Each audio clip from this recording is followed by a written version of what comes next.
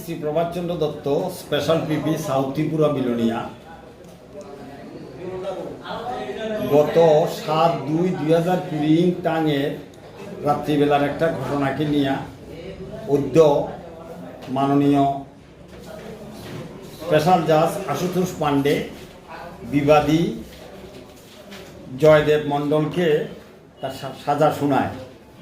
ঘটনা হলো গত 7/2/2020 টান রাত্র 8:30টার সময় জয়দেব মণ্ডল মুহুরীপুর কীর্তন হইতে তার বন্ধুর বোনের বাড়ি পশ্চিম মুহুরীপুরে যতন দাসের বাড়ি যায়। গিয়ে সেখানে ভাত খায়। ভাত খাওয়ার পরে রাত্রেবেলা সেখানে ঘুমায়। ঘুমানোর সময় যতন দাসের নাবালিকা তার সঙ্গে ছিল।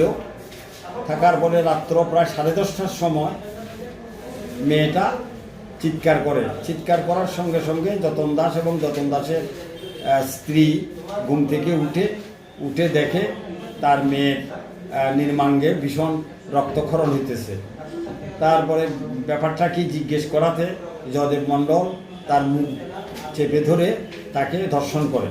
ধর্ষণ করাতে তার এই ব্লিডিং হয়। তারপর সেদিন তাকে সেখানে আটক করে রেখে তারা পরদিন বাইগোড়া থানায়, পরদিন দ্যাট ইজ 8/2/2020 টান বাইগোড়া থানায় মকদ্দমা দায়ের করে। এই মকদ্দমার আয়ু ছিল রুমা নোয়াতিয়া দীর্ঘ তদন্ত করার পরে, সাক্ষী বাক্য গ্রহণ করার পরে আদালতে চার্জশিট দাখিল করে।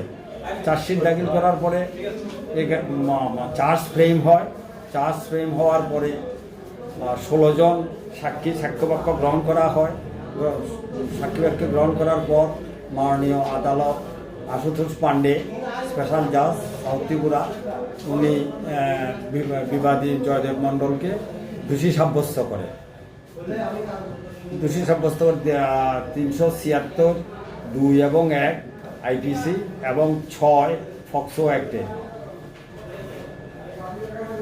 জয়দেব মণ্ডলের সাজা আজীবন কারাবাস, অর্থাৎ মৃত্যু পর্যন্ত তার কারাবাস উনি ঘোষণা করেন। যতদিন ওর লাইফ থাকবে, জীবন থাকবে, অতদিন তাকে কারাবাস ভোগ করতে হবে।